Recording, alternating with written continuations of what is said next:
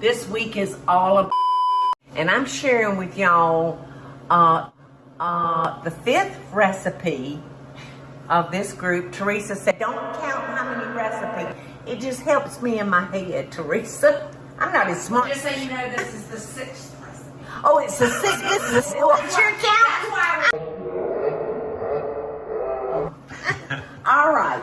I've got a 12-ounce bag of fresh berries. And I've got 1 cup of water boiling with 1 cup. Now I'm going to bring these to a boil. And I'm bringing these to a boil, maybe 5 minutes. And it doesn't take long to burst. Teresa, something. Homemade cranberry sauce, so much better than the canned.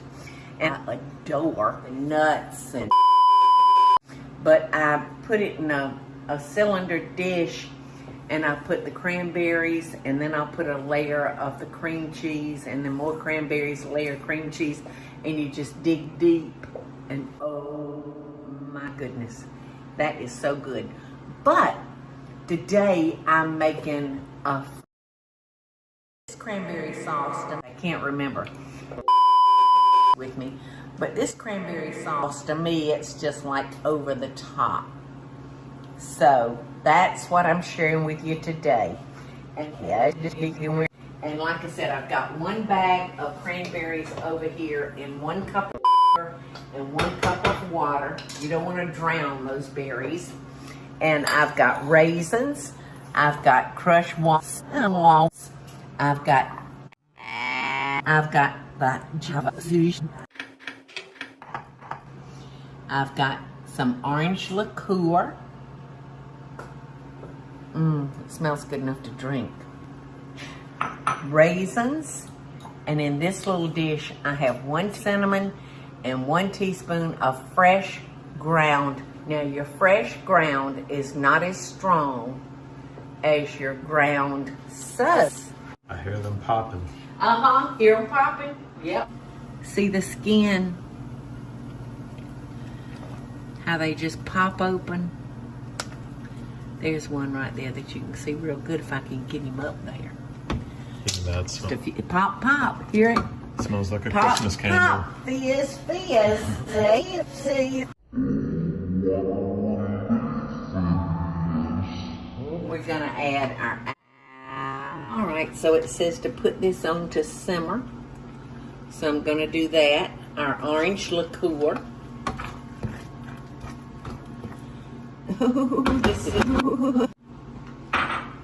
Our raisins. Chopped.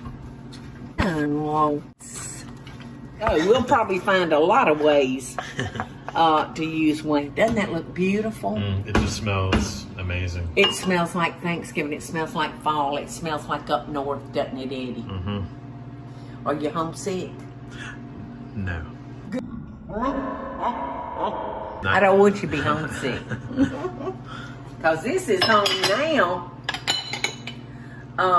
Okay, so we're going to let that simmer for about 10 or 15 minutes. I'm going to cut it up a little bit higher than that.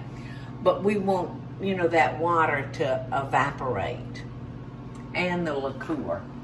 I'm going to cut it up a little bit higher than that. So this is definitely a 2 or 3 days recipe that you can make ahead. It really helps out that problem. And about the best advice I could give you is really, a lot of people only have like 1 oven, just like I have here today. So, you have to try to plan it around 8 casseroles, Plan it around things that you can cook on top of 8 casseroles. The thing about casseroles, you can make them in advance. Absolutely. And then you can cook them all together. You just have to don't you just have to turn your temperature on your oven up a little bit? Is that how you compensate? So maybe a little bit if you've got a lot of... Like if you put 3 in at one time? Yeah. And I tell you, the air fryer works really good.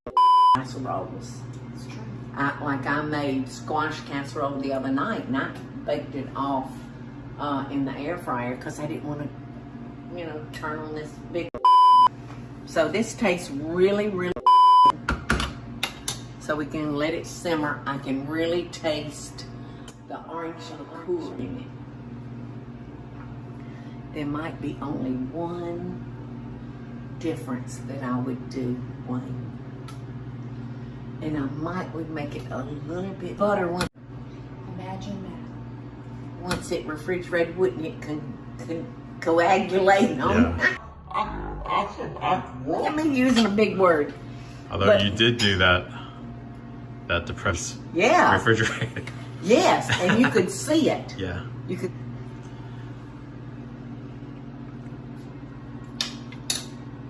That's the only thing I changed, Wayne.